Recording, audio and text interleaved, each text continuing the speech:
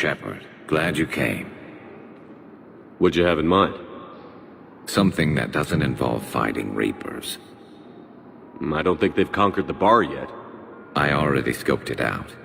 But then I thought, if this was my last day alive, I'd actually like to remember it. So? So, I had an idea. Where are we going? Somewhere we're not supposed to. Some things never change, do they? Ever have that one thing you always wanted to do before you died, Shepard? Too busy trying to live. What's yours? The whole time I worked at CSEC, I'd stare up at the top of the Presidium and say to myself, I want to go up there. But I never did. There were 137 regulations telling me I couldn't. So you got them changed? No. Now I just don't give a damn.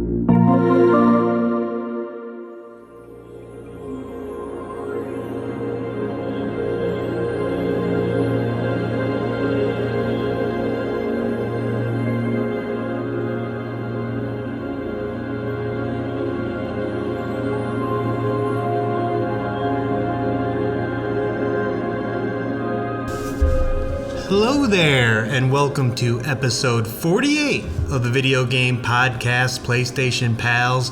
Before we get started, I just wanted to make a special announcement. Our bonus episode about Persona 5 is in the feed, so if you're interested in all of our thoughts, spoilers abound in that episode. Listen, it is in the feed. Check it out. I was hoping you got me a present or something. For what? Oh, you said you had a special announcement. I was hoping it was like a present for me or something. The present is an extra episode of the podcast. I don't know what goes on in his mind. So, Nick starts these podcasts, and I'm just kind of along for the ride with all the listeners. So I got excited for a half a second, but you should all be excited because it's a good episode. Yes, it is. And who is that talking? Well, that's the Garrus to my Shepard, John. I'm your host, Nick. And again, this is PlayStation Pals. So we're going to kick things off with some disappointing news. I got two things. The first one is the MTV Awards came and went, and Anna Torv did not win Best Kiss for The Last of Us. This award show's horseshit. Yeah, I can't even move on. I mean, that's, the Emmys don't matter. This is all that mattered. But I got good news and I got bad news.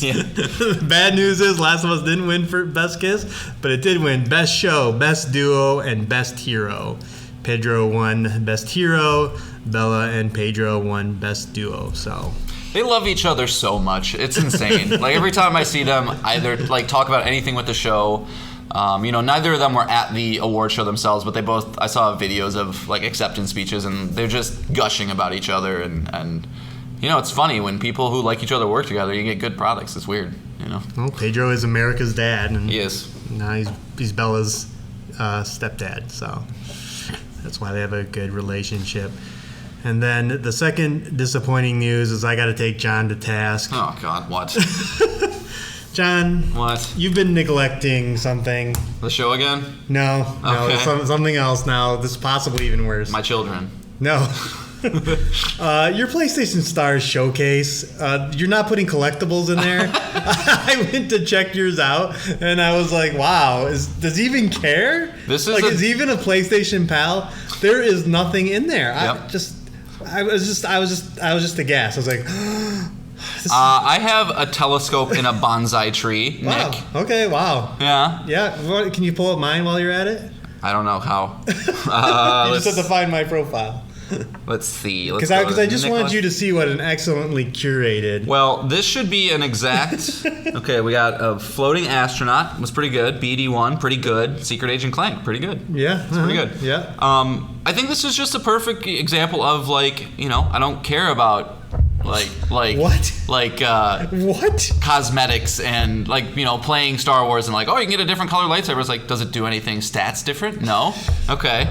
I'm gonna create my character. Nah, let's just go with the stock guy. That's just. I think that's a pretty good representation of the, because I'm on Stars for the points, baby. I got $5 off of a game we're gonna talk about later. That's why I'm there. Sure. Real world currency.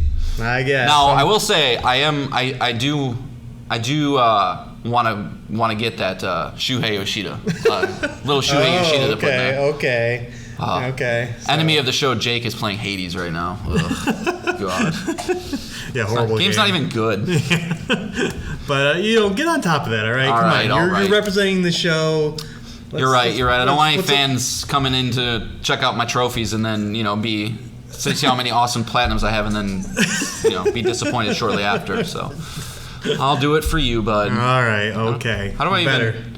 Oh, wait. Do you have more things to look at? I'm looking now. You can click on your show or your case, and there's my more case is full, buddy. Let's see. I'm going to. I gotta go back. No, only the top 3 are the ones that really matter. Everything else is just freebie stuff that you get for checking in. Yeah. So a lot of Astrobot. Not that that's a bad thing. Yeah, well, you get an Astrobot one for every level you go up in PlayStation Stars. So. Oh, yeah, he is their de facto mascot right now, so that makes sense. But, yeah. All right, I'll be better. I'll do better. You better for the show.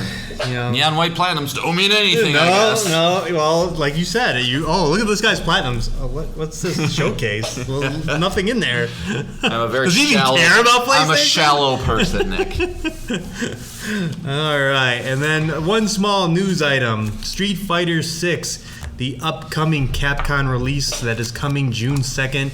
It is getting an open beta May 19th, which you'll be able to play against other people. There will be 8 fighters available, and we plan on checking that out.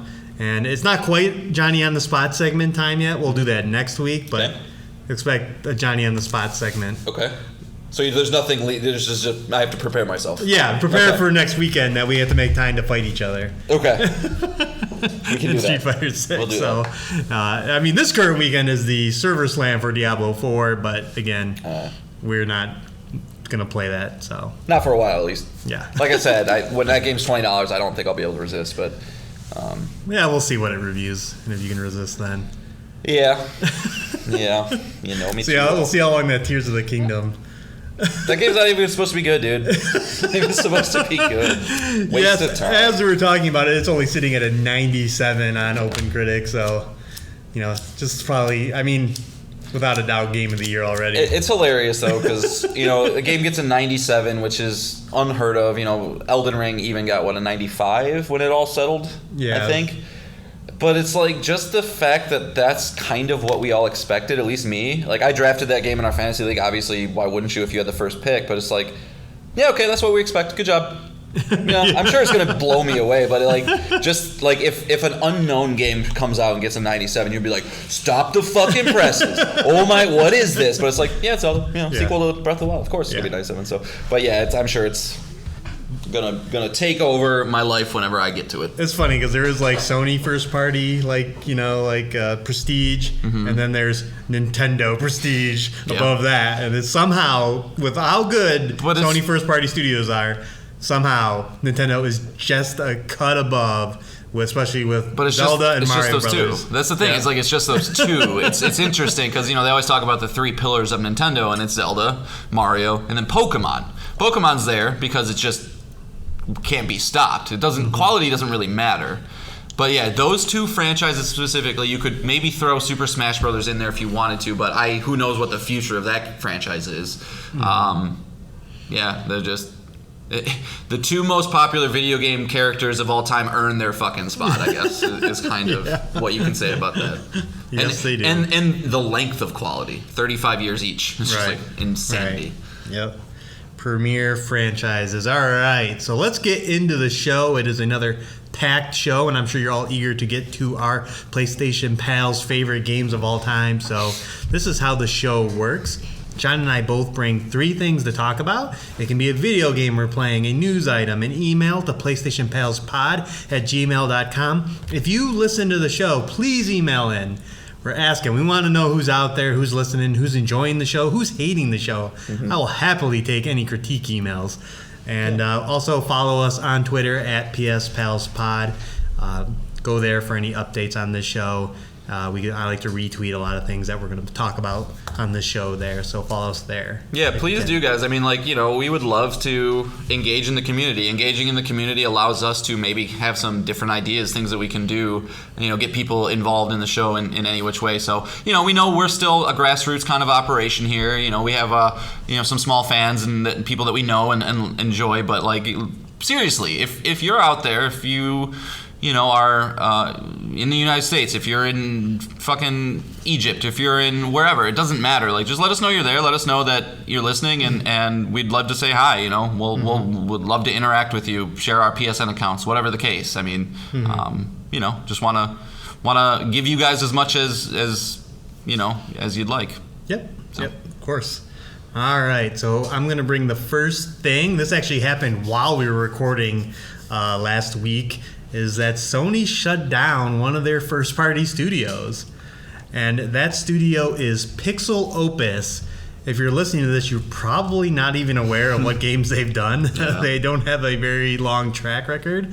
But this studio was formed all the way back in July of 2013, in which Sony basically offered 6 students from a development program at Carnegie Mellon University and San Jose State University, and then had 2 industry veterans lead them. And so this was just a 9-man team, and they formed PixelOpus. Damn, 9 people. 9 people, and Sony wants to buy you. Awesome. And so PixelOpus only has 2 released games. The first one was 2014's Entwined.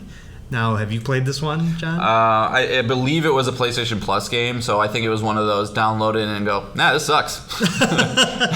You know, it's very artsy. Like that was kind of their shtick, right? Yes. Smaller titles, not your big AAA productions. Yes, and then their most recent release was 2019's Concrete Genie. I was able to play this again. It was a free game. I believe it was a PlayStation Plus Essential game at some point. I added it, I played it, and I platinumed it. Mm-hmm. And while it was not a perfect game, it's kind of an action adventurer with a paintbrush theme in which you can paint the walls to complete puzzles and platforming, and you can kind of get creative with how you do that. You can create weird monsters, and then they come to life and they interact with you in the environment. Very, very cool idea. The execution wasn't as good. Mm-hmm. It didn't review very well. I think it is in the mid to high 70s. Yeah, I'm looking at it. Entwined had a 67, and Concrete Genie 77. Yep. So again, they were setting the world on fire, but I do appreciate, like I said, I thought Concrete Genie was a very good was a good game. Just kind of didn't hit the mark, and I don't know. There's not really much to say. It was a small studio doing small games. It's not. I don't think a lot of people are going to be upset, about this. But they're no longer around. It's kind of with like Japan Studio of just another group that's just gone as Sony keeps focusing on their big first party titles. Yeah, I mean, if you were to tell me to bet on a studio that would have been the next one to shut down, it would have been them. And that's not a slight to PixelOpus. It's just, I don't think there's much room in Sony's portfolio right now for a team like this. I mean, they've talked ad nauseum about how they're really trying to shift into this live service space, and then have that run alongside these big AAA God of War, Horizon, huge tentpole games. And a team of 9 is probably just not going to cut it. So, it's sad, but at the same time, it's probably best to just use your resources at Sony for the products that we all mostly want to play, and hopefully the people that were at the studio could find work, at a different place. San Mateo, California. I'm not sure exactly where that is in the state, but you got development teams in San Francisco, you got development teams in Los Angeles. So not too much of a leap for any of those people if there's a spot for them. But yeah, it's a sad day, but it's also not unexpected, and I don't. Again, no disrespect to the team. I don't think we're going to be missing too much. No, with it, not at all. With it gone. Not like Japan Studios for me hurt a little bit more, than this one did. But yeah, all bye right. PixelOpus. So let's move on to the next topic about another Sony first-party studio, and that is Guerrilla Games. Guerrilla Games is celebrating its 20-year anniversary, and this came from the PlayStation blog that announced it. Guerrilla Games They're located in Amsterdam in the Netherlands. 400 Your plus. Netherlands. They're a huge studio, 400 plus employees. Sony purchased them all the way back in 2005. And if you're not familiar with what games they do, it's pretty much two franchises: Killzone and Metal Gear Solid. Yeah. And Horizon. So those are the two franchises they are in. Obviously, they have not worked on Killzone since Killzone Shadowfall, the PS4 launch game, and ever since it's been Horizon. All signs point to Horizon, a third game, main game in the franchise. So this is all that they've been working on. John, I'm going to ask you, what are the Metacritic scores of the Killzone games? Ooh. What is Killzone 1? Ooh, okay. Okay. PS2 game. So in all fairness, I've never played them except for a little bit of Shadowfall. So got that going for me. I'm going to say the first one was a 78. 70. 70, ooh, okay. Okay. Killzone 2. Killzone 2, that was supposed to be the good one. That was the one that people were trying to really think could combat Halo on the PlayStation side. So I'm going to say it's a little better. 81. 91. What? 91? Okay. I don't know how that game got that. It was a technical showpiece for the Yeah. PlayStation 3. I bought this game at launch. I don't know how this got it. I think this game really benefited from the era that it was released. Yes. This was the multiplayer is blowing up phase. It's going to kill single player. Nobody cares about single player experiences anymore. And from what I've heard, this one at least was pretty... it did what it set out to do. It ran okay on multiplayer, which in that era was kind of, a big thing in and of itself. So I wonder if it has a little bit to do with just, hey, it's pushing the industry forward. It's doing what we want. First-person shooters are so hot right now. Yeah. And after that, they just kept going down. Killzone 3 got an 84. I think Shadowfall was like a 74? 73. 73. So, the franchise just kept getting worse. And I think John and I are in agreement. Like, there are very few franchises that I don't want Sony to ever touch again. This is probably number one on the list of franchises that just let it die. Yeah. I can't even think of one redeeming thing about this franchise. No, I've heard different pundits and people in the industry who are like kind of clamoring for Guerrilla to get back to it. And I gotta say, I agree with you, Nick. And I think Sony has that stance as well. It seems like they've put a lot of resources into Deviation Games, which is this team of former Call of Duty veterans and things like that who are supposedly working on a new first-person shooter for Sony. Killzone 5. Maybe. But you got to imagine it's probably one of those live service games. And so I think that they're going to try and invade the first-person shooter space there, but...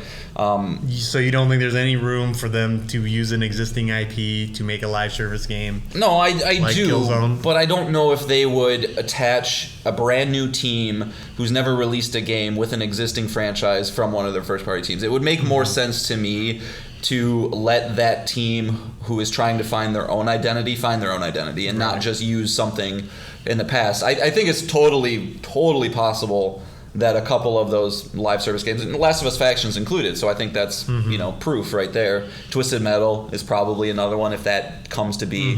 But no, I think. Do you have sales figures for Horizon? No, but I remember what we talked about. Right, so I think with the success of that, the obvious push for a show, the push for an MMO, the push for live service, like they want Guerrilla tackling that franchise at full force, and I think that's what they'll be spending a lot of their time going forward. Yeah, and then they're obviously currently most famous for Horizon. They announced that it sold, I think it was 33 million copies across all the games that are out, Call of the Mountain, Zero Dawn, and Forbidden West. So the franchise is doing very good. Those are, as we talked about on the show, they're open world perfection. The writing could be better, but there's so much good about those games, including the environments, the enemy AI, and everything like that. It's impressive.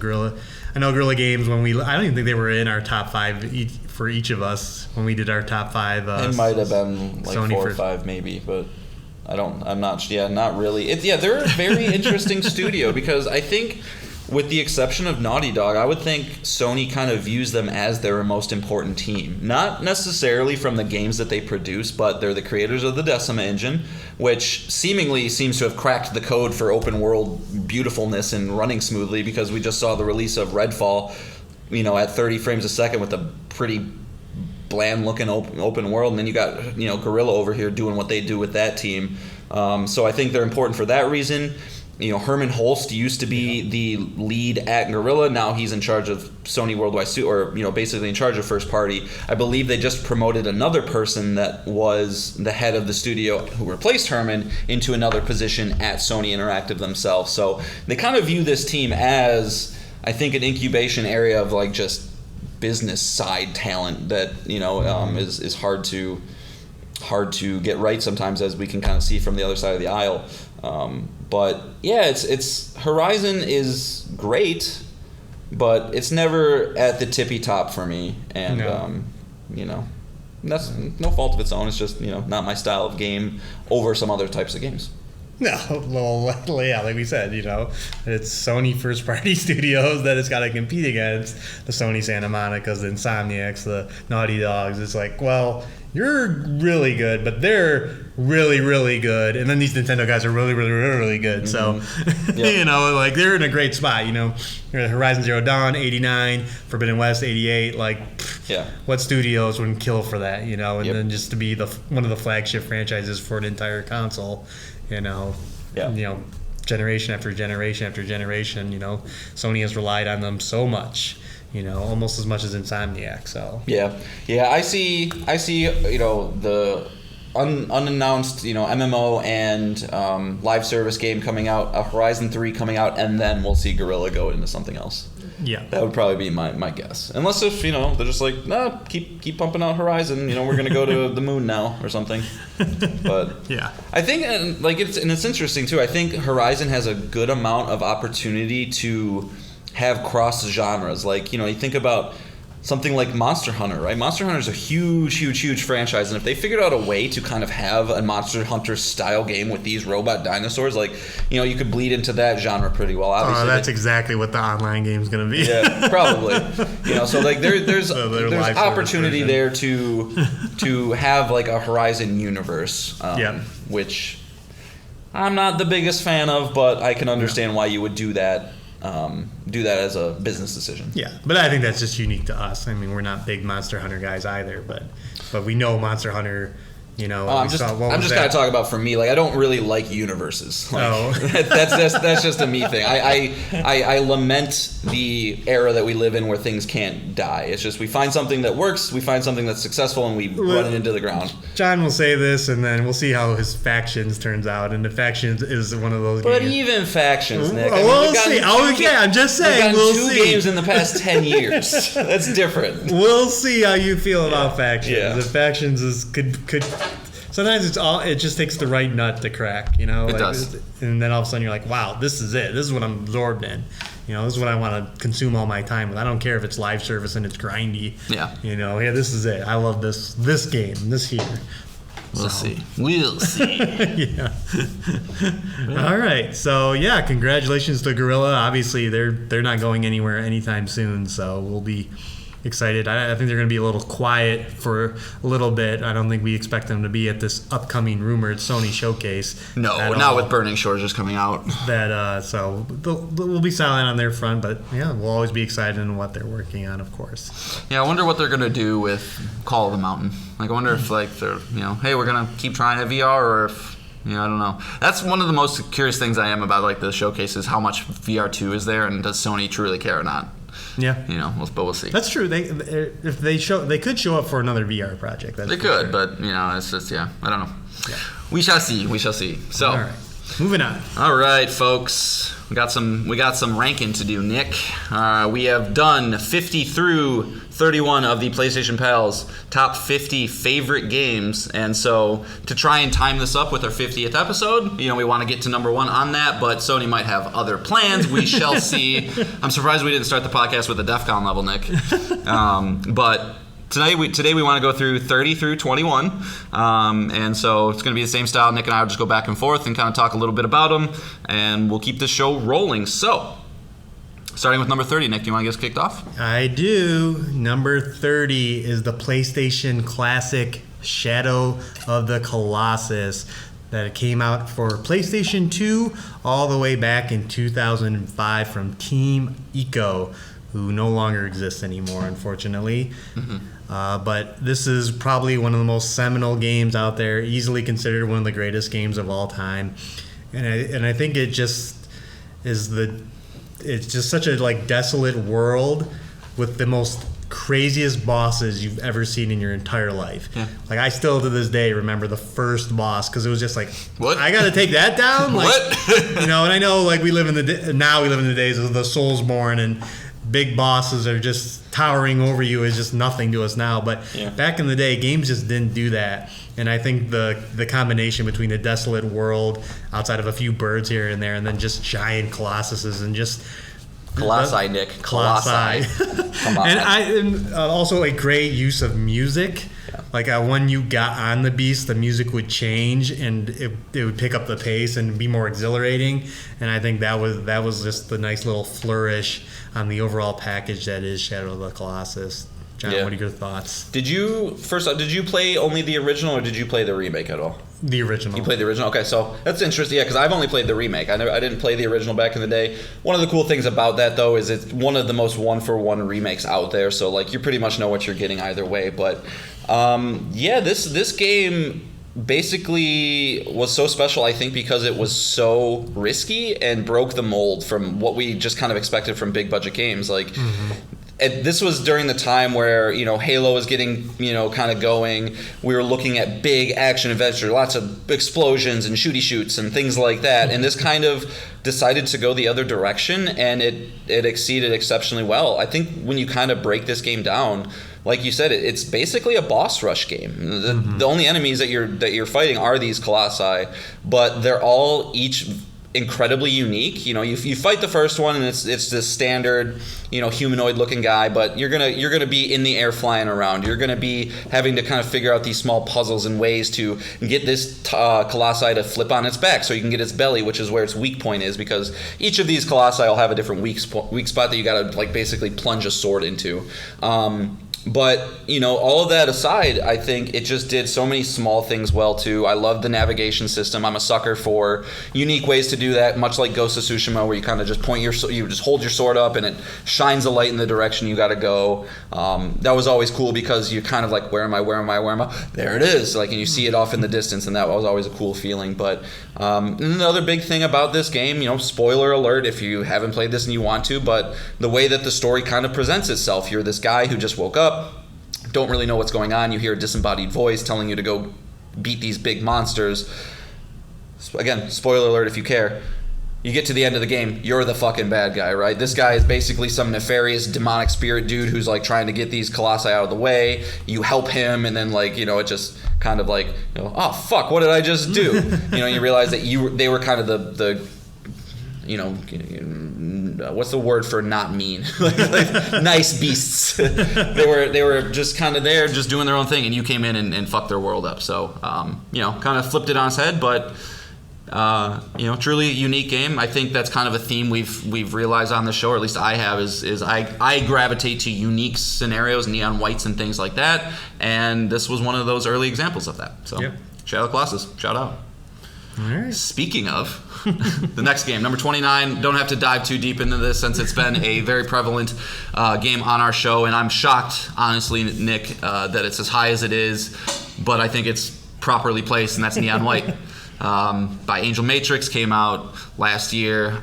Don't need to say anymore, just got the platinum. It's truly unique, truly special. Everything it executes perfectly, with maybe the exception of the story a little bit, but that's not why we're here.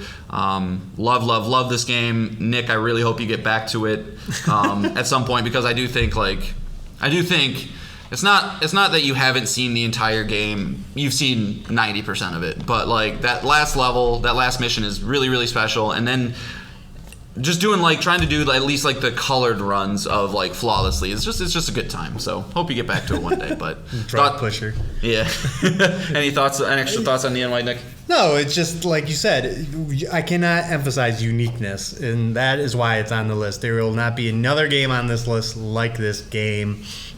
And I just really want to emphasize that. And just don't let the videos fool you. Don't let anything, just you have to play. You have to experience it for yourself and just enjoy those tight controls, the addictive levels, and the cool mechanics of the card system that are just, it's just great. It's a great game. So. Super fun. All right. So while everyone is putting all this pressure on Bethesda's next game, Starfield, we're going to look back at its magnum opus, and that was the Elder Scrolls V Skyrim. This is on every console imaginable, phones, whatever, what the running joke is. Baby monitors. Yep. This came all the way back out on November 11, 2011, 11/11/11, and really set the world on fire. Not only did it have a great soundtrack, but to get lost in the Nords and the area and the mountains and the underground Dwarven temples and whatnot, and just everything that could happen happens in this game. And I don't think very many people completed the main quest because they just got let go. And, Me. Yeah, there you go. Just got lost in the world, and it's a first-person RPG that just kind of, again, let you loose in this world, and just at the time, there's not much like it. It was just incredible. Like everything you saw, you could reach. That like we were talking about with Jedi Survivor and Breath of the Wild and Elden Ring is like this game did that too. You were just let go, and anywhere you looked around you could go, and weird things happened along the way. So. Yeah, Bethesda had open worlds by the balls with during this time period. They were the undisputed champions of open world adventure. Go do whatever you want, and I weirdly enough, I'm probably a very unique case of somebody who's beaten Oblivion but never beat Skyrim. And if time was infinite and I had all the time in the world, I would love nothing more than to go back and try and get through this whole game. But it's simply too big and time's too precious now to go back. But if you've played a Bethesda game, you kind of know how they operate, and it's just very, very impressive.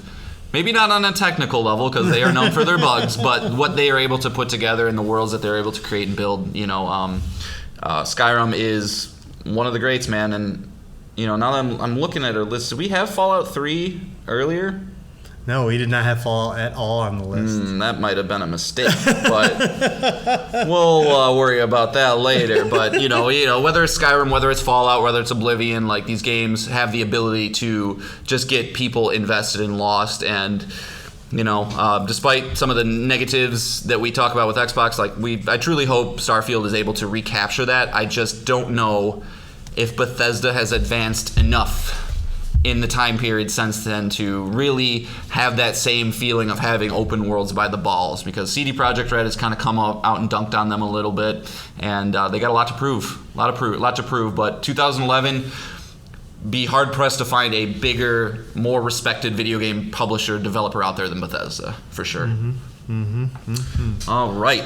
And then number 27, this is one of my favorites. Nick hasn't played this game. However, I think it's deservingly a little bit higher because it is. If you've played Astro's Playroom, you've kind of played this game. But this is Astrobot Rescue Mission VR, specifically for the PlayStation VR, developed by Team Asobi, which is now a first-party team. Basically, they kind of absorbed Japan Studios, so hopefully they're working on another one of these. But this game is...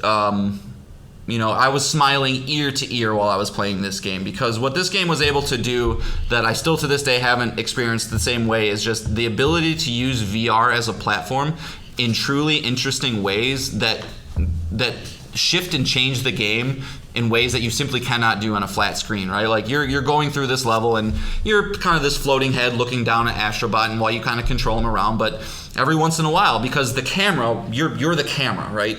So you have no control over where your head is placed, but you can kind of fluctuate with it a little bit, right? You can duck and dive and look, duck, dive, dip, dodge, dive, whatever that is. Look down and oh shit, there's a little hidden area right there that I can, if I stay ducked down for a little bit, I can get him in there and I can get a little secret hidden. And sorry if my voice was weird there because I was literally ducking while I was talking. But it's just pure platforming joy, pleasure, probably my favorite platformer of all time because it's so effective in the VR space. So I'm truly excited to see what the next thing is from Team Asobi, whether it's flat screen or VR, because Astro's Playroom was magnificent in its own right, but I selfishly hope they do not forsake the VR space for it, because I think it was one of the best uses of the platform that I've played to this day, for sure. Yeah, what are the odds that the sequel's announced in the next few weeks? Pretty high, I think. I mean, if Sony truly does want to support the VR too, that's like, Half-Life Alyx is the big game, but that's still, I don't know, maybe, but yeah, Asobi has to be, no control they of have to be working on Astrobot 2, because between that one, Beat Saber, and honestly, those were the undisputed two best games on VR for me. So they'd be stupid not to. And and like we said, kind of, I think on a previous show, Sony has a hybrid game initiative. So I don't know if they're smart enough over there to figure out a way to make it work for both, but that would be ideal if they can. Yeah. So, yeah. All right. So moving on to 26. And again, while everyone is excited for Legend of Zelda Tears of the Kingdom, we're going to go back to Eiji Aonuma's earlier game, The Legend of Zelda The Wind Waker, the very controversial game that came out on GameCube all the way back in 2003. This was known for this cel-shaded art style, which I remember there were a lot of people upset because they revealed the Water Pack Mario, the cel-shaded Link, and then first-person Metroid. What are you doing to my franchises? and history knows that all those games are very, very good. When will people stop doubting Nintendo? When will they? And same thing with Wind Waker. Again, it's very similar to the themes that we said with Skyrim and all these other games. Is like the second you got the boat in that game, the world was wherever you wanted to go. And what happened out there could be anything. You could run into a ghost pirate ship. You could run into a giant whirlpool that takes you somewhere else. Any island you saw, you went there and there was a puzzle there and you found all kinds of cool things. And then you found out that all of Hyrule is below it, that the whole world flooded, leading to some great moments, including one of my favorite boss battles of all time with Ganon at the end. Just a great game. And again, Nintendo does what Nintendo does. Yeah.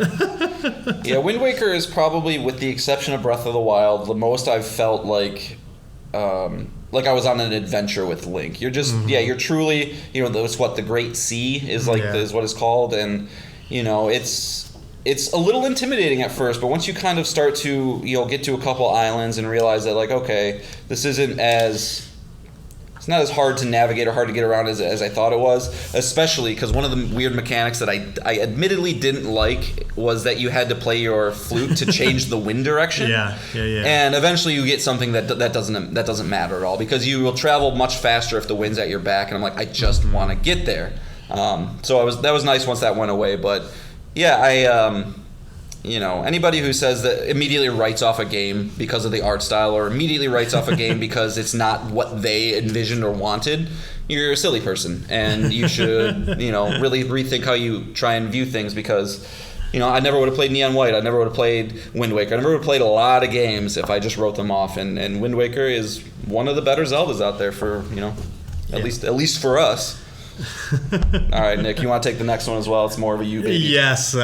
Number 25 is Mass Effect 2, the one and only game that could compete with Elder Scrolls Skyrim, as considered one of the best Western RPGs.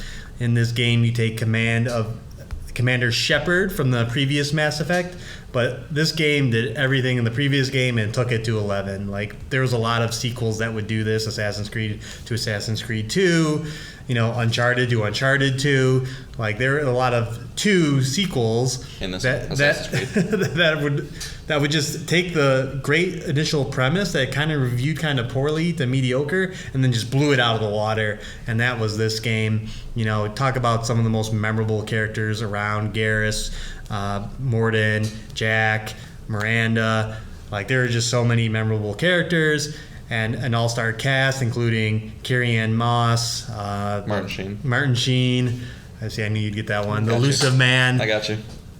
and just a space-faring RPG that's like a Star Trek's wet dream, just traveling the galaxy and recruiting an all-star crew to go on the infamous suicide mission where you could lose so many of your party members if you didn't make the right choices earlier in the game or pick the right people to do certain jobs on it. Stresses me out. Yeah.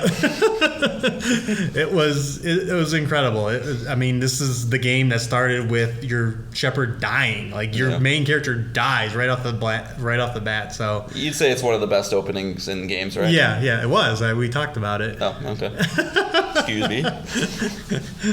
Yeah, we talked about the best opening in games on this show, John. Yeah, I know. I smoke too much. What can I say? So that's why it's here. This will always be a very memorable franchise overall as you spend multiple games with these characters. But it was really Mass Effect 2 that kind of just put its stamp on the ground as one of the greatest Western RPGs of all time. So, all right, Nick on the spot. Where's this game ranking if I'm not involved in this list? How high does Mass Effect climb in your personal? As I said before, I'm not as high on games way after the fact. I'm more high on games that I've played recently. But at the time, it was definitely up there. It would have been considered one of my top 10 franchises of all time. Yeah. So, and it probably still would be if I really sat down and thought about it. I mean, I have all the achievements in Mass Effect 2 and 3. Yeah, I'd be curious for you to replay the remastered trilogy. Yeah. Like, I know that's such a commitment in this day and age, but be interested to see how you feel about a series that you loved so much 10 years later, because there's not many examples of being able to do that. Right. So yeah, especially with more modern games. The only thing I think I wouldn't like is I knew like the way they set up the dialogue choices, you knew what the morality choices were, and playing games like The Witcher and whatnot is like I don't want to know. Like I want to make the choice based on the situation, not because I know what they said as the good shepherd and then the bad / This is where the PC crowd comes and says, "Well, you can have a mod on PC to change the dialogue options." Yeah.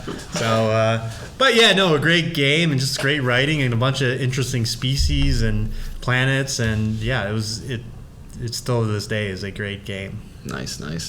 Man, we're getting into it now, Nick. I'm looking at this list going forward, and yeah, it's a lot. But speaking of twos, you just mentioned this one. It seems like we're referring to a lot of future picks today for some reason. One of the most important games for PlayStation ever, and I would probably, if we were to make an argument for it, I would say the most important. And this is Uncharted 2 from Naughty Dog. This is the game that I think set Sony on their course for trying to make these narrative, movie quality adventures with strong leads, and I don't think they've looked back, and I think that was the right decision to make. But this is a game that took everything from the first one and learned from it. The set pieces that you would find in this game were just Indiana Jones-esque jaw-dropping type spectacles, and that was one of my main complaints with the first Uncharted game. It's a good game, but you spend the whole time on the jungle, and it gets a little samey towards the end of it. But you're going into the Himalayas in this one. You're getting all your weird supernatural shit. Some of the most iconic settings in PlayStation history. I think of the opening of that game and Drake just dangling off the edge of a train, and you're immediately into it. You're immediately ready to go on this adventure and want to know what the fuck's going on with Drake. And he's such an enjoyable, a main character to be with. The supporting cast is so good. Sully, Elena, everybody that you kind of spend your time with. And it's just unfortunate it has a shitty final boss. That's about it. Yeah, and one of the most memorable encounters in the train fight, the train that you're on with the helicopter. Yeah, with the helicopter, and just how from just a technical standpoint, how that existed. I think that was the one where you're in the building and the building starts to fall and you're falling through it. It's like I'm talking about now. I'm making it. God, I should play those again. Those are especially at 4. I haven't gone back and played 4 again, but yeah. And as you said, you can see its influence through all of Sony's DNA going forward. Spider-Man, God of War, they all just kind of have that kind of DNA in them. Like the from the close camera to the God of War with the close camera right behind his back, to the sense of humor, to the climbing. Uncharted climbing is in everything. It's in Horizon, and it's in God of War. It's everywhere. Yep. So Yep. there was definitely some kind of directive from Sony after that game came out to be like, And we need more games like this. We need to have a companion that was with them for a while. Yeah. And they're probably gonna get separated, but they're gonna get back together. And Yeah. So Naughty Dog definitely solidified themselves as Sony's crown jewel with that franchise, and and hopefully we get Uncharted 5 soon. Yeah. We'll see. Yeah. All right, so on to 23. We are going to be doing Dead Space, specifically the remake of Dead Space that came out earlier this year. Obviously, both games are very good, but if we're going to tell you to play either one, obviously the remake that kind of refines it, removes all the bad gameplay and stuff like that. It's a Shadow of the Colossus situation. Yeah, yeah. We did a bonus episode on Dead Space. We've talked about it on this show. I don't think much more needs to be said other than John and I both agree that this is survivor horror perfection. We both enjoy it immensely. Yeah, horror is my go-to genre. That is, it's weirdly my comfort food. Like, I enjoy being tense and having just kind of scary situations, whether it's movies or games. And so, I would say this ranks up with my favorite survival horror games of all time. This and RE4. I'm making my way through RE4 Remake too, so I wasn't really confident to put that on the list yet since I haven't really beaten it. But this one was great, and Motive I think did a fantastic job adapting it. I was kind of a little nervous with that team. Not that they're bad, but it's a special game, and how are they going to be able to bring it forward? But they did it. Took all the bad parts out of the game, like Nick said, and made it more fun, more gorgeous. I just a little bit towards the end of there, I kind of think it gets a little action heavy, but it's fine because the whole game is so amazing. Ishimura is not quite a Resident Evil Mansion level setting, but it's really, really good. And if you haven't played Dead Space and you can handle scares, definitely play Dead Space. Yes. All right, I'll just do number 22. Easy. Persona 5 Royal. We just did a bonus episode on it. You can hear our thoughts there after we've talked about it on our main show. Great JRPG. Mass Effect characters or Persona characters, Nick? Oh boy, the characters are the tough. recency bias is hard. The reason I put Persona 5 Royal is because I think it's a better story that's more applicable to today and to yourself and makes you a better person, as opposed to Mass Effect is just a great story, but you don't connect as much because it's fake characters, fake planets, fake conundrums. Those damn fake conundrums. Deciding the whole fate of an entire race. Whatever. I'll never do that in real life. So that would be very hard. Garrus is easily my bro. All right. in that whole trilogy, and but I really do like Ryuji too. So Lady On. Yeah. On versus Lady On or Liara. I don't know, but Nice. no. Fantastic game. We've talked about it. Listen to our bonus episode. Yeah. All right, and then lastly here, I don't know what to say about this one other than I wish I never played it.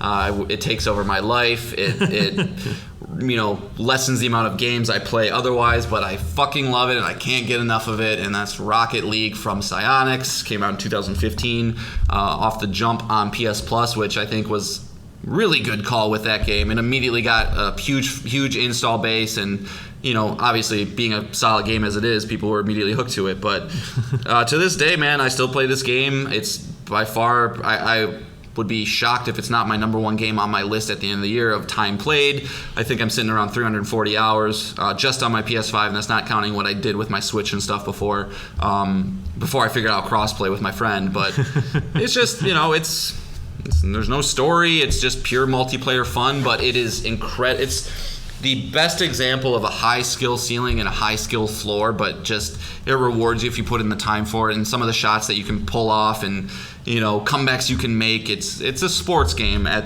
its core, but just video gameized to 10, and who doesn't want to boost a car around and hit a big giant ball and do a net? So yeah, Rocket League will. I worry that I'm going to play this game for my entire life. I hope that doesn't happen, but we'll see. Yeah. I'm with you. I appreciate the game for how good it is. It's perfect for what it does. I just don't want to play it anymore. I'm over it. But I'll keep playing it. God damn it, Brian. My best friend in the world lives out in Colorado. I don't get to keep in touch with him as much as I'd like to, and this is a great way for us to at least kind of connect in some way. So, unless if I decide that I don't want to be friends with him anymore, maybe I'll be able to get rid of it. But I do love the game as much as I hate the game, and it's deserving of its spot. Yes. All right. So, again, this is our top 50 favorite games. Number 30, Shadow of the Colossus. Number 29, Neon White. Number 28, The Elder Scrolls V Skyrim. Number 27, Astrobot Rescue Mission. Number 26, The Legend of Zelda Wind Waker. Number 25 is Mass Effect 2. 24 is Uncharted 2. 23 is Dead Space 2023. 22 is Persona 5 Royal. And 21 is Rocket League. Man, we got good taste, dude. Yeah. Good taste. On a side note, GQ released a list of their top 100 games, and we were very happy to see a lot of our games in that list as well. So basically, Nick and I should have tried harder in our early 20s to break into this industry and actually be a somebody. Yeah, but, true. We'll get there. Yep. All right, so stay tuned next week for games 20 through 11. Wow, we're really getting into it. So yeah, dude, I'm just I'm looking at the games we got to talk about next week. It's oh my god, how is this not going to be the longest episode? Yes. All right. So moving on, again, in the build up to this rumored Sony Showcase that we want so badly, I wanted to go back and look at Sony's last showcase, which occurred all the way back on September 9th of 2021, and just kind of talk about the big announcements there, just very briefly, and how we felt at the time and how we feel about them now, if they are still on their way here. So, how do you know, John, when they announced this showcase? When they announced the showcase for September 9th? Yeah, how far in advance they announced the showcase? That week. It was exactly 1 week away. 1 week. So on September 2nd, they announced that they were going to be doing a showcase the next week. So if there is a Sony Showcase, and we think it is coming... The rumor from everybody is the week of or the 24th or 5th? Yeah, that we would find out next week. Oh, God, I hope so. I hope so. So if everything goes in the same... But again, they're probably not even related. They'll announce it when they want to announce it. But do you remember in the Sony Showcase of 2021, what was the first game shown? No idea. It was the Knights of the Old Republic remake. Ah, that one. How's that going? Not going well. As we talked about last week, Aspyr is in development trouble on that one. So the next one was Project Eve. Do you remember what game this turned into? Stellar Blade? Yes, it is Stellar Blade, which I believe is slated for later this year. Who's making that one? Again, remember, it's that Korean developer that has a bunch of unknown games before it. Shift Up. Yep, you've listed their works before. And, okay. Oh yeah, it's not great. Yeah. Okay. All right. Maybe they just need that Sony money.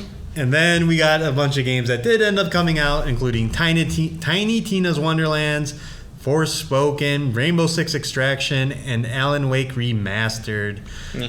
Yeah, Ghostwire Tokyo. They did show Marvel's Guardians of the Galaxy at the time because it was coming out a month later. Great game. And everybody's like, this game's gonna suck. It looks so bad. And it was really, really good. Do you remember Blood Hunt? No.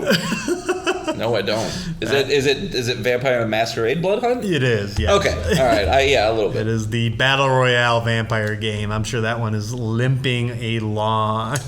Well, it's always funny, Nick, because we listen to podcasts and are so into this industry. It's like, you can just tell. It's like, oh, I haven't heard about it. Must suck. Nobody's talking. So, yeah, if it came out September 7th, 2021, and I haven't heard anybody say anything. Yep. Yeah. And this is also the first time we saw Chia. Nice. That just recently came out. If you're a PlayStation Plus Extra subscriber, you can play this game for free. Nice. Game let me down. It's my lowest reviewed game. Sorry. And then we got the announcement that, again, the first kind of big announcement is about their PC initiative, and this is where Uncharted 4 and Lost Legacy are going to PC, and then as part of the Uncharted Legacy of Thieves collection, and then as we know, Sony has a big PC initiative after that. Horizon Zero Dawn, Last of Us Part 1, and Spider-Man Miles Morales. So this was kind of the first bombs to be dropped on the PC side as Sony looks to get all their titles on PC. It's honestly one of the smartest things they've done in a long time. Is making that initiative. Just why not? All right, and then we get to the biggest announcement, the bombshell. One of those moments where John and I, who are on some kind of curse where we'll never be in the same room when a big announcement happens. And same here, John and I were not able to watch the showcase together. And this is where Insomniac said they're working on a Wolverine game. This was kind of the biggest surprise of the whole showcase. Those mad lads, they did it.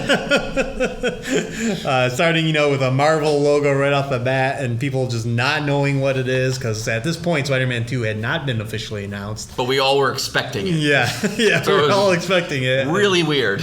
And so to know that Insomniac is indeed working on another Marvel property, and it is Wolverine of all characters, is so exciting. I don't have high hopes that it'll show up at the showcase, but we might get something. You might get a date, kind of similar to that first Ragnarok thing we got, where it just kind of showed the symbol and then said Ragnarok's coming. But I would be weird to pull eyes away from Spider-Man. That's all. Yeah, and I think as we've seen with game development right now, is don't announce your date until you're super sure. I mean, and Spider-Man, we don't know a date yet, so I doubt this will be there. Yeah. Next, we got a look at Gran Turismo 7. Mm-hmm. And then after that, we did get the official confirmation of Spider-Man 2. They had Craven talking in the background as we see Miles and Spider-Man beating up on some people. And then at the end, we get the tease of Venom. This is the only footage we've ever seen of this game. Unbelievable. Wow. And what was that rumored date? It's supposed to be out in September 25th or something like that.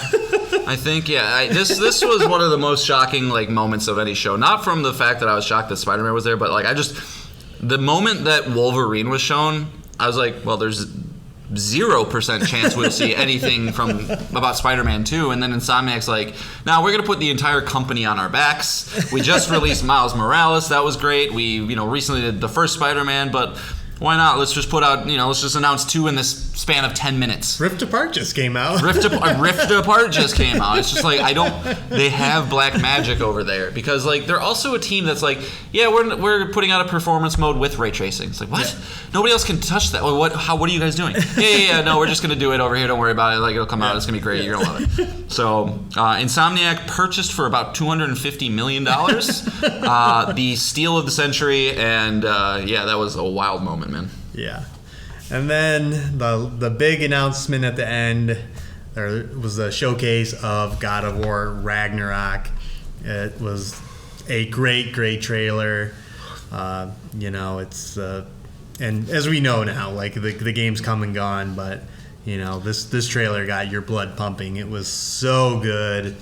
It was very lengthy. Showed a lot of gameplay. Showed the Kratos beating up on some of the various creatures in the game. And got the tease of Tyr, got to see Brock and Sindri again.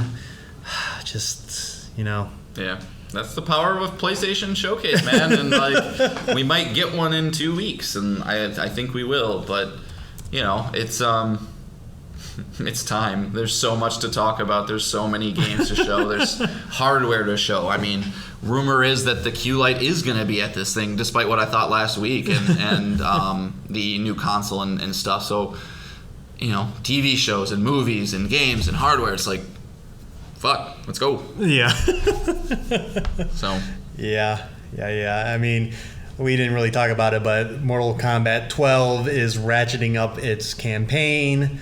A lot of people think that, of course, with Sony's involvement with EVO, they bought it, they own EVO, and Mortal Kombat being a big part of EVO, that it would make sense to have Mortal Kombat 12 be announced at the Sony Showcase. So, brings more credence to them teasing on Twitter, showing off little videos. Ed Boon's going crazy. So, God. Yeah, because they said what? They said, so just basically like Mortal Kombat 12's official reveal is almost here. Well, okay, it's going to be at a couple things, unless if it's a standalone thing, so. And it seems, and of course it could be at the Microsoft event, but it just seems too convenient that it's teasing it and now. I mean, the Microsoft event is a month away, so especially it's a little early to be like starting to drumming up excitement unless there is an event coming. And like you said, it'd be weird to be at Microsoft when Sony has EVO. So yeah. So all right.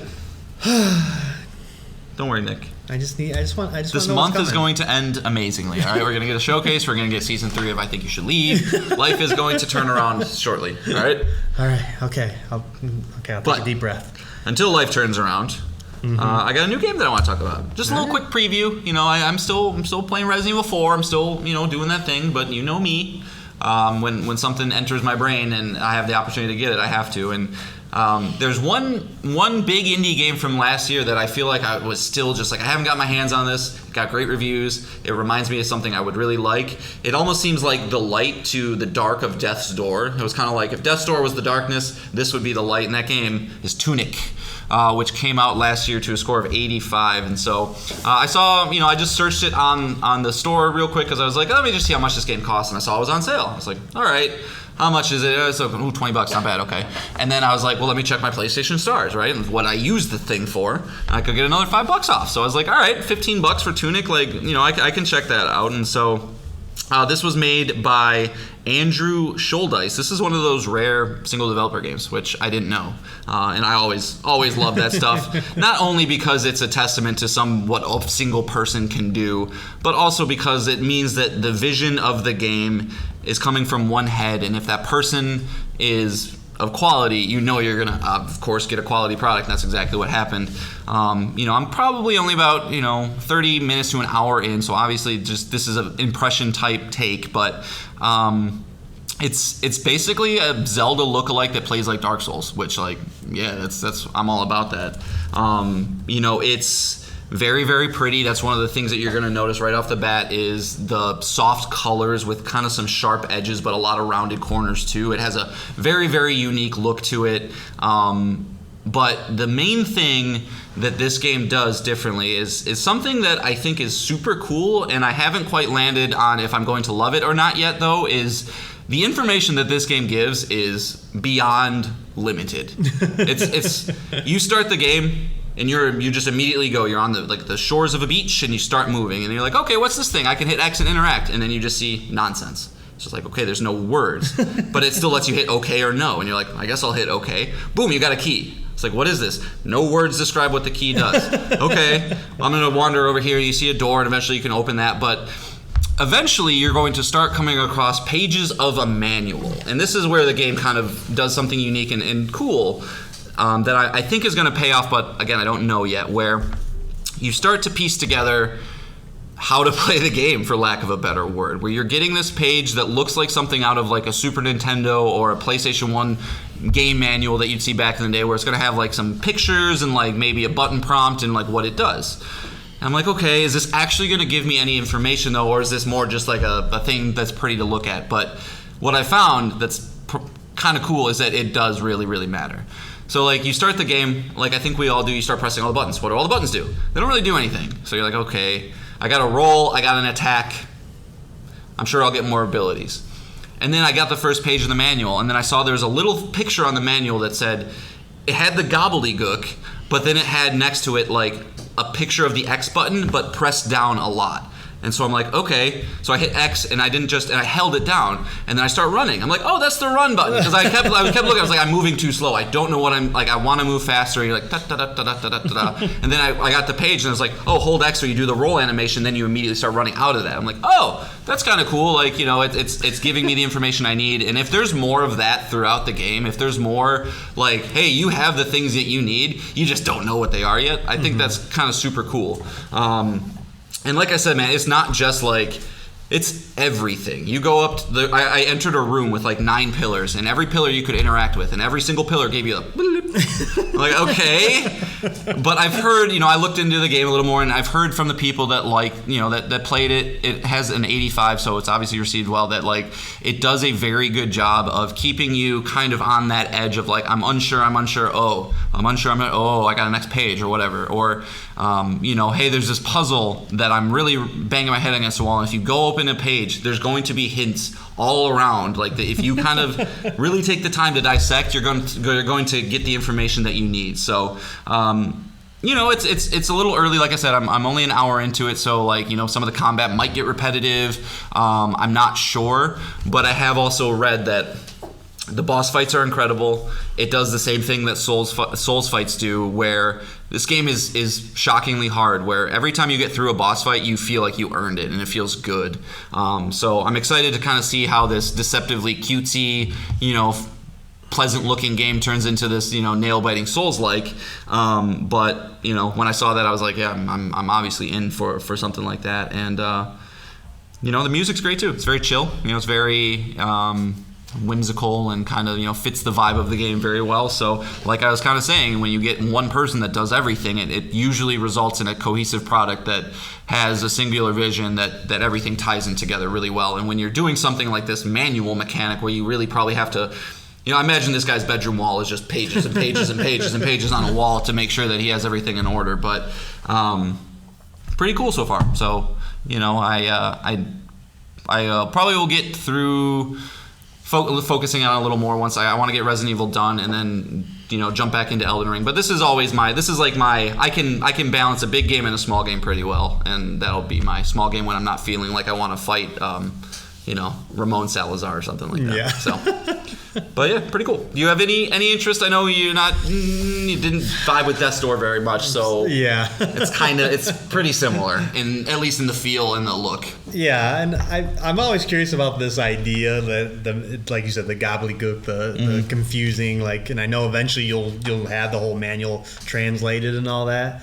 But it's interesting. Like, I don't know if I'd find that extremely irritating, or I'd be like, "Oh, this is fun." I don't know yet either, because apparently this game's pretty puzzle heavy, and puzzles scare me. Yeah. And if it's this weird loop of like, okay, I'm running into a wall in this area, I can't progress. Does that mean that I shouldn't be here, or am I just missing something? And then you go into a boss fight. Like, I got into a boss fight, now I got my shit kicked in. And then I looked it up a little bit. I was like, oh, I missed this part of the manual, so I'm going to constantly be bouncing around this, like, am I just in the wrong area, or am I not paying attention to what I need to do? And so, like, I imagine I'm probably going to be going into walkthroughs and things a decent amount with this one. But it's got a 1 out of 10 platinum difficulty rating. Oh, but that's if you activate. It has like a god mode where you can basically turn on this slider that makes no enemy damage, and it doesn't disable any trophies. I'm not gonna do that. It's like a 6 out of 10 otherwise. But I did see, like, there is that option. So that's fine. Like, I'm always for, as we see with a lot of these games, accessibility options like that. For sure. I really appreciate that. Okay, yeah. So yeah, I mean, I could see this game easily being in the future an extra game, and yeah, for sure. Like, I was kind of worried. I was kind of worried that I bought it right before we got the announcements. Where I was like, oh, please don't, because you see those comments all the time, like, I sacrificed myself so you guys could get this for free. Yeah, it's like, all right, man, you're just one of the unlucky ones. But yeah. So I would say, if you're a fan of indie titles and top-down isometric combat, check it out. I'll also obviously give you guys more impressions when I get further in the game, but it's cool. I like it. All right, let's move on to the final topic. All right, as I just mentioned, we are doing A lot of foreshadowing, as I also mentioned. We got our PlayStation Extra games for the month of May. This is the middle tier. This is the $100 a year, I do believe, where you're going to get that extra catalog, extra library beyond just your standard 3 or 4 a month. So, and You got both. There's premium games.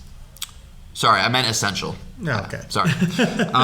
So as we kind of shifted last month, Nick and I decided, as opposed to just reading out every list, which every listener of this podcast probably knows the list anyway, we were going to pick out some selections, right? Some games that we want to put a little bit of shine on, point you guys towards, and so we'll do that right now. Biggest game of the month by far. Anytime you get a first-party Sony game, it's gonna get the big spot. But this is a good one. This is Ratchet & Clank Rift Apart from Insomniac Games. Came out in 2021. Is this number one most wanted game? Yes, 2021. Okay. Number one most wanted game to come to this service that's not already on there? Of reasonable, I want Ragnarok. It's like, okay. Yeah, within reason. Within reason, yeah. I mean, Returnal's already there, right? I'm trying to think of like the early PS5 released games. Demon Souls is on there, isn't it? Or no? I think it is. I think it is That would be the next because I on own the it, so I never really paid attention to it, but I think it is. And probably The Last of Us Part 2 is I would say probably number 1 above that. Because Ghost of Tsushima's on there. Yeah. Spider-Man's. Yeah. So I would think that probably is. But it's up there. This is the big one. Yeah, that I can think of. The big one. Yeah. From a little Toy Story reference for you.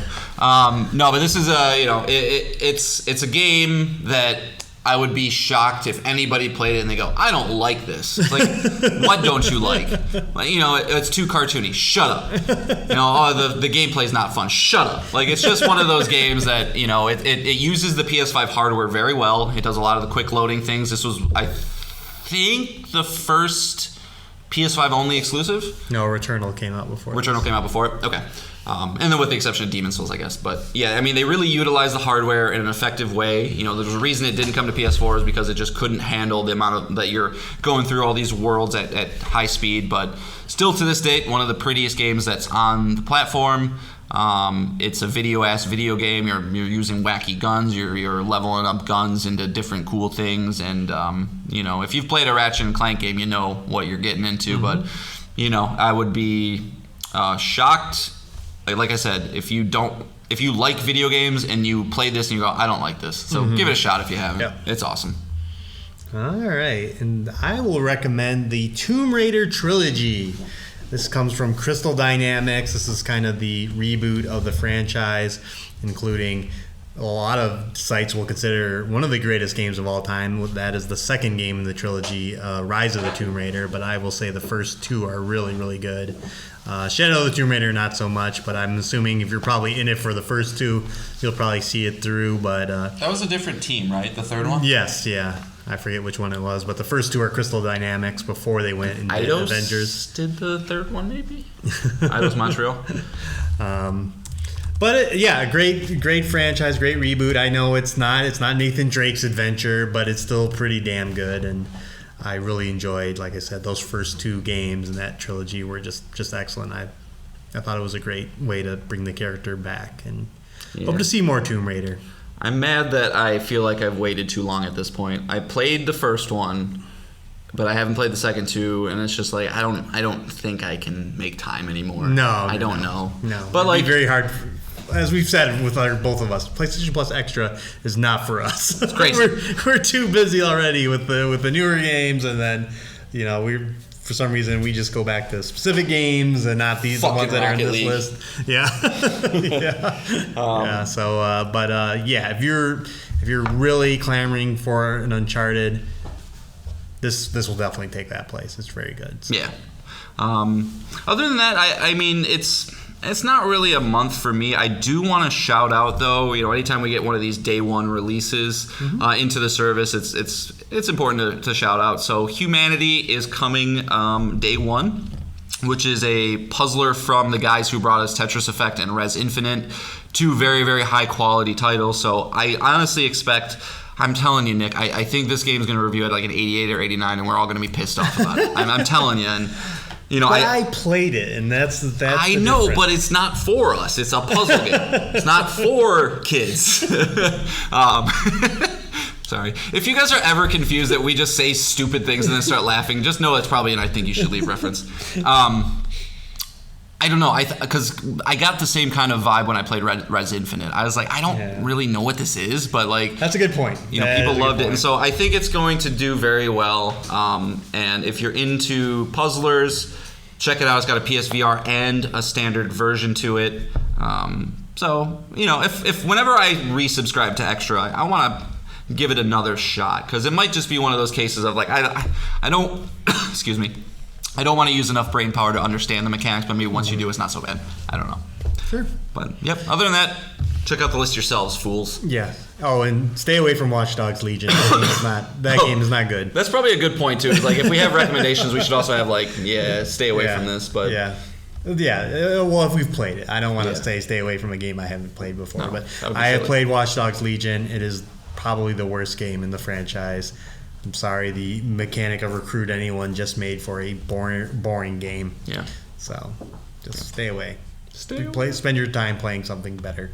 Yeah. So, There's quite a few.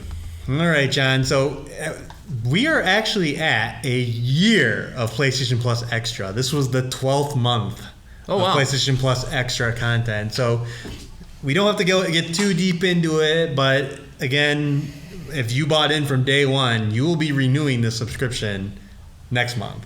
Like, you will be spending, the $100 or whatever. Yes. So, what are your thoughts on the service so far? And I know we can compare it to Game Pass, but let's just say on its own, in its vacuum. Not essential, right? Like, that's always been there. Yeah, not essential. Just extra and premium. I think Extra, if I almost lament the fact that I'm not a brand new gamer. Like, I think about my friend Brian in Colorado, who I just convinced to get a PS5, and he only really wants to play like Call of Duty, Rocket League, maybe Grand Theft Auto. He's that kind of guy, and it's fine. Mm-hmm. But if I were him, oh my God, I would, like, this service, I would give it an A+, dude. I honestly would. Like, the quality and amount of games on there, it's simply staggering.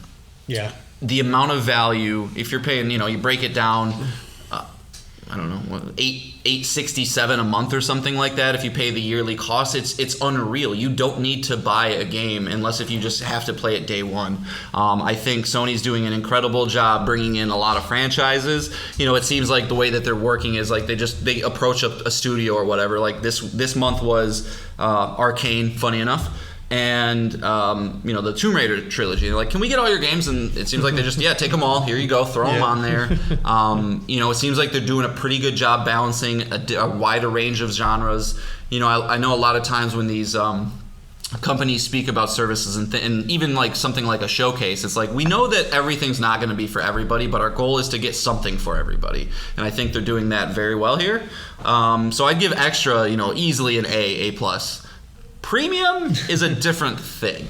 I would be pretty pissed off with the promises that they sold a premium and what they're getting so far. Well, it's not. Remember, it's not as big of an add-on. Like, you pay $40 to get to Extra. To get to Premium, you're only spending $20, and you are getting more benefits in the game trials and stuff like that. So for sure, there are added benefits to Premium that are not just because like you said, I think the Extra is where all the games are at. You'd be hard to argue to point out a game that's not there that you want on this side. Right. But on Premium, I'm sure a lot of it is the retro stuff. I think a lot of people want PS1, PS2, and probably a PS3. They want Metal Gear 4 on there. That's... Well, and that's kind of, I guess, my problem with it is because you would, first off, anytime you are the top tier, best paying, most loyal customer for a service, you would think that you would want to make it feel like you are getting... I don't know, you're not getting one over on everybody else, but I'm here for a reason. I'm paying for this for a reason. And I think most of that reason, like you just said, is the back catalog of classic PlayStation 1, PlayStation 2 games.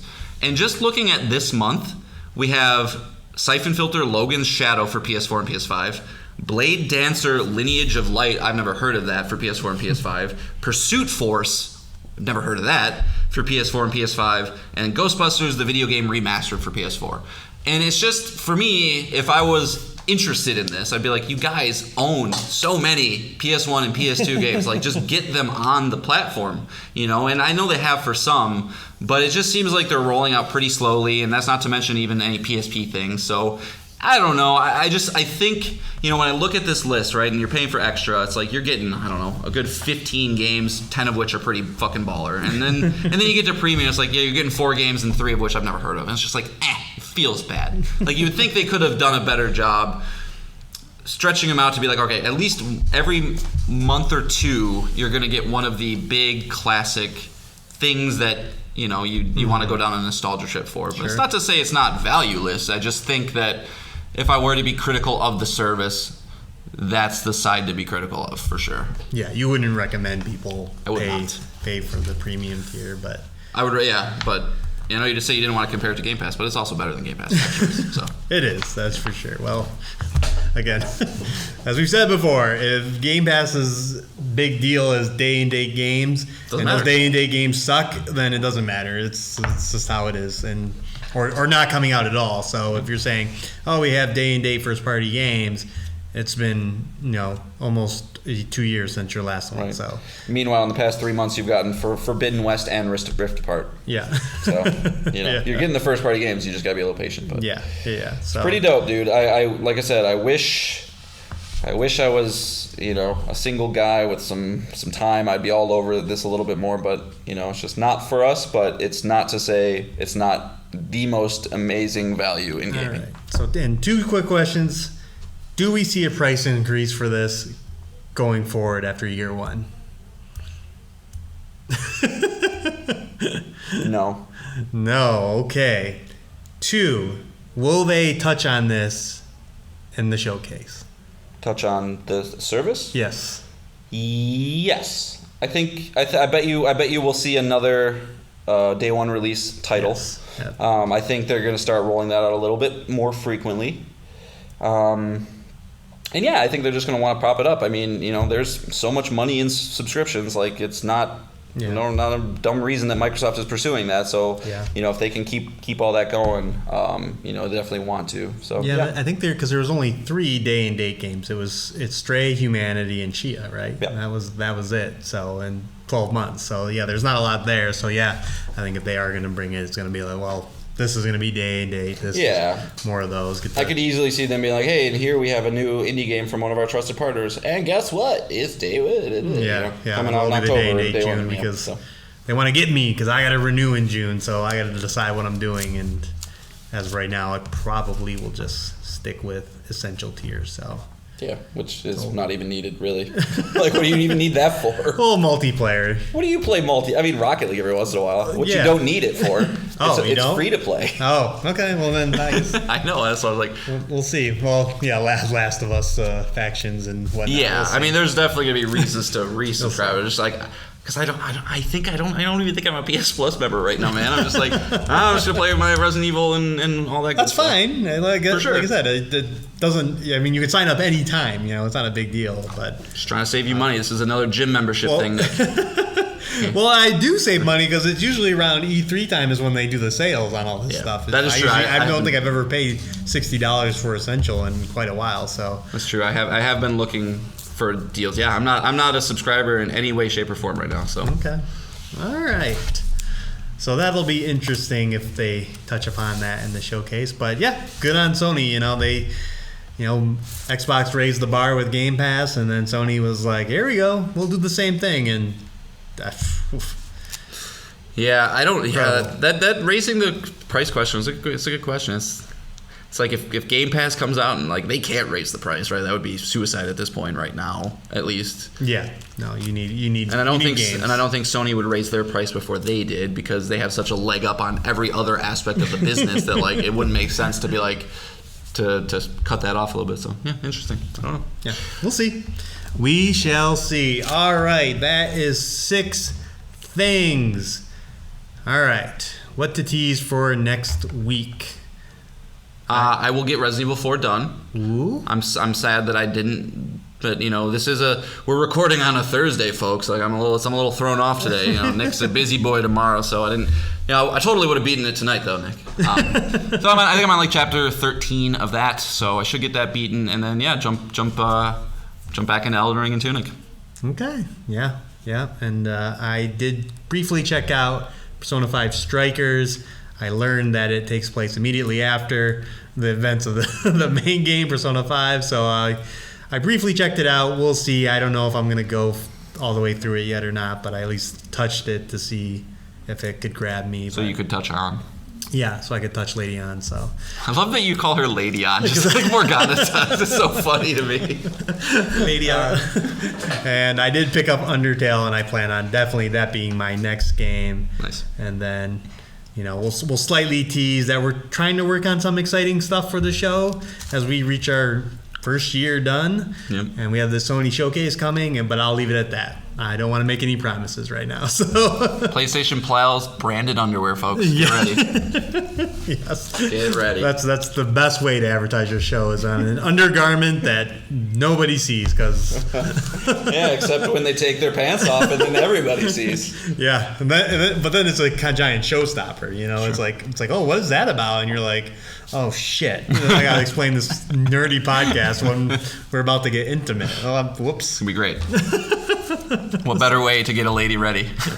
All right, so John, what song are we leaving them on? All right, well, in celebration of the game that's going to single-handedly win the Fantasy League for me, Tears of the Kingdom coming out tomorrow with this 97. I figured we'd go into Zelda land. We got Gerudo Valley, which is from Ocarina of Time by Koji Kondo. It's a track that I didn't know when I saw the title, but then I heard it. I was like, yep, I know exactly what that is. So, if you're planning on going into Hyrule this weekend, it'll get you a little bit ready for that. And have fun. This is like, gaming wonderland, just like when Elden Ring hit. This is your most anticipated game comes out, and it's the fucking shit. You can't even, there will be so many people not seeing daylight for weeks, and I love it. And this one's especially cool because of the new mechanics, and lots of the reviews have just kept saying how creative it is, and they can't wait to see the world get upon this game and break it open and figure out ways to fuck with it and use the physics to a 10. So I'm looking forward to even just perusing the Zelda subreddit and seeing all the weird wacky shit things people build and ways to cheese the game. Yeah, possible topic next week is Game of the Year already decided because probably is. Well, I think